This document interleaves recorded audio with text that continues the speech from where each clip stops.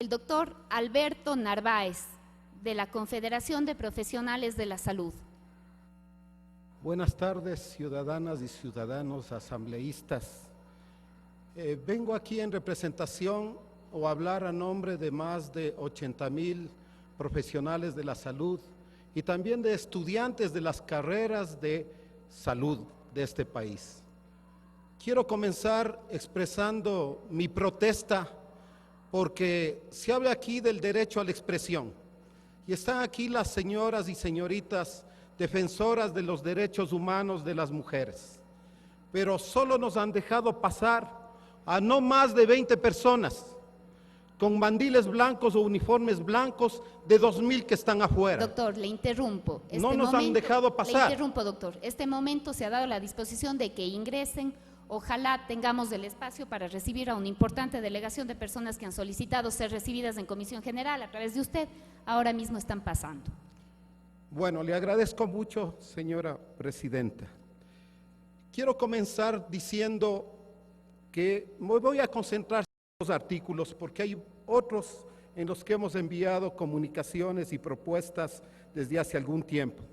En el artículo 145, homicidio culposo por mala práctica profesional. En esencia, el problema que tiene este artículo es que no diferencia niveles de culpa con niveles de daño. Es decir, en las prácticas profesionales y específicamente en las prácticas sanitarias hay culpas leves, levísimas y graves. Eso está en el Código Integral de Salud, en la Ley Orgánica de la Salud. Y los daños también pueden ser daños leves, levísimos, graves, moderados. Eso está en el artículo 151 sobre lesiones. Sin embargo, se está legislando de una manera sin precedentes en el mundo. En la mayoría de códigos penales del mundo y en la mayoría de países, especialmente nórdicos, las infracciones culposas no están en los códigos penales. En los últimos 6 meses, Inglaterra debatió ya si era conveniente o no que la culpa o negligencia intencional o negligencia grave o imprudencia temeraria esté en el Código Penal. ¿Cuál fue la conclusión? Por presión y por sugerencia de la Autoridad Sanitaria Nacional, que no entre nada de las culpas, nada de las negligencias, aunque sean graves o muy graves, al Código Penal, porque eso iba a significar graves consecuencias en la práctica sanitaria.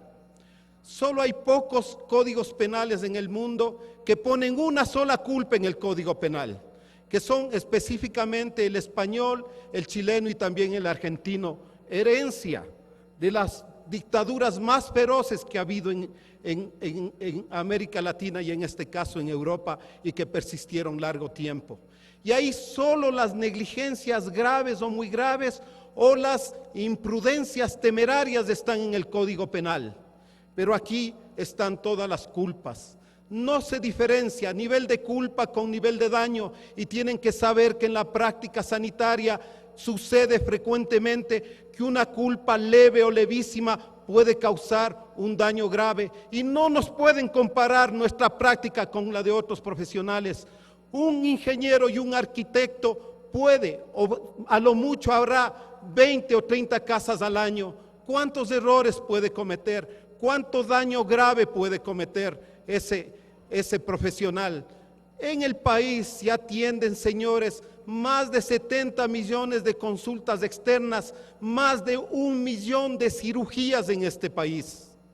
¿Cuántos errores se cometen?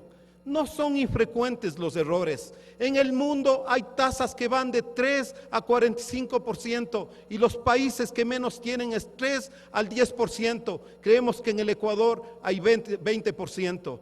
¿Cómo se soluciona eso? Voy a hablar después. Entonces, ¿qué estamos demandando nosotros? Que se legisle como se legisla en otros países o por lo menos como se legisla en estos 3 países donde hay, a mi criterio, los peores códigos penales del mundo en materia de responsabilidad profesional. Que solo las negligencias graves o gravísimas o imprudencias temerarias estén en el Código Penal. Y los argumentos son simples. Ya el presidente de la República alertó en esta sabatina del sábado que las consecuencias de criminalizar, es decir, poner como doloso y en el Código Penal todas las culpas, sin diferenciar nivel de culpa, tendrá graves consecuencias. Y comencemos por las más importantes. Primero, se va a duplicar los costos de la medicina. ¿Por qué? Porque hay un problema que se llama de medicina defensiva. Los profesionales de la salud comienzan, para tener más seguridad y evitar ser demandados, a pedir más exámenes, a usar otro tipo de medicamentos. Y eso afecta enormemente los costos de la salud. ¿Tendrá el Estado posibilidad de cubrir ese incremento por este tipo de práctica sanitaria? Creo que sería injusto para el país. Eso en primer lugar. Segundo, va a desestimular la práctica médica. Si no, pregunten a sus médicos si es que van a quedarse en el país después de que se apruebe así como está este Código Penal. Muchos, los mejores, se van a ir a otros países. Hay un programa de retorno del gobierno. Esto va a atentar al programa de retorno y se van a ir cientos de médicos, posiblemente los mejores, los más experimentados, a ejercer fuera del país, y otros se van a jubilar tempranamente. Y entonces va a pasar lo que pasa ahora. Vayan al hospital del IES de Guayaquil y, sin merecer al compañero, tiene usted ahí jefes de servicios que no superan los 40 años de edad. Pero en medicina el tiempo de experiencia es importante, y ustedes van a despreciar eso y van a hacer que haya este problema. Otro problema, los médicos que se queden no van a querer intervenir, sobre todo a nivel privado, casos graves o muy graves, porque hay un principio que se llama principio de necesidad. Ninguna intervención es inocua. Los médicos pesamos el beneficio versus el daño, señores. No estamos actuando con personas sanas, la mayoría estamos tratando enfermos con riesgo de morirse, y los riesgos de morirse pueden ser altos en intervenciones, en medicamentos. Una aspirina puede matarle a una persona, y eso lo sabe todo el mundo. Y pesamos beneficio versus daño. Si el beneficio es mayor que el daño, actuamos. Ese es el principio de necesidad, porque nuestra profesión, contraria a otras, no puede ofrecer resultados, ni siquiera los cirujanos plásticos. Lo que ofrece es procedimientos, es decir, ofrece prácticas adecuadas, pero no garantiza el resultado. Hay muchos efectos adversos de la medicina, y por esta razón nosotros les queremos sensibilizar, y nuestra propuesta es bastante simple. Artículo 145, homicidio por mala práctica profesional, y decimos: la persona que por menosprecio o descuido extremo infringe un deber objetivo de cuidado en el ejercicio o prácticas de su profesión y ocasione la muerte de otra, será sancionado con la pena privativa de libertad de 3 meses a 4 años. ¿Y por qué ponemos esta pena? Porque en Argentina, en Chile y en España esa es la máxima pena y esa es la mínima pena. Bueno, creo que el derecho internacional debe guiar, no ha de ser de locos, de no inconsultos que han legislado así. Hay una experiencia, hay miles de artículos científicos en la literatura universal que revelan que cuando hay este tipo de códigos penales que ya en el mundo se han experimentado, ocasionan graves consecuencias en costos, en sufrimiento, en dolor, no solo para los profesionales de la salud, sino también para las familias. Un médico que por esperar más exámenes se demore en operar puede provocar, y esa espera puede provocar la muerte, y eso también produce daños, y eso no se está viendo con este Código Penal. Y por eso les decimos que actúen con sabiduría, que consulten. Todavía creo que hay tiempo, los miles de artículos científicos, los miles de publicaciones que hay sobre el tema en la literatura universal. No estamos pidiendo una sin razón, estamos pidiendo algo razonable, estamos pidiendo algo que sea de beneficio. No queremos impunidad, pero el imponer todas las culpas, la discrecionalidad van a tener los jueces. Y cuando hay esa discrecionalidad, se va a pervertir la práctica judicial, porque ahí ganará los que pueden corromper más. Y eso no es correcto, porque no queremos impunidad. Entonces, ¿qué decimos nosotros en materia de lesiones? En materia de lesiones dice, el artículo 151, la persona que lesione a otra será sancionada de acuerdo con las siguientes reglas. Y solo pongo la última parte, dice varias reglas y varias sanciones. La lesión culposa en cualquiera de los casos anteriores será sancionada con pena privativa de libertad de un cuarto de la pena mínima prevista para el caso. Un pequeño error de un médico recién graduado, de un estudiante de medicina de 7º año interno rotativo, al poner una venoclisis, puede provocar un hematoma y puede provocar discapacidad para el trabajo de más de 7 días. Le van a poner 7 días presos. Prepárense a construir más camas carcelarias que hospitalarias, porque eso también va a ser la consecuencia de una legislación así. Desgraciadamente es así y tengo que hablar con eso. No queremos, si no nos creen, por favor, pidan y lean y pidan asesoría internacional, porque si creen que somos juez y parte, pero los médicos están siempre viendo dolor, muerte, y cuando muere una persona nos duele tanto como a los familiares, porque es algo que decimos, fue mi culpa, o tal vez no fue mi culpa, no tuve responsabilidad, pero nos muele porque es un fracaso de mi práctica sanitaria. Y por eso decimos que además de este artículo, hay un artículo 151A o un número adicional que diga las lesiones causadas en el ejercicio profesional, que en ejercicio legítimo de su profesión causare lesiones por negligencia punible y grave, ¿sí?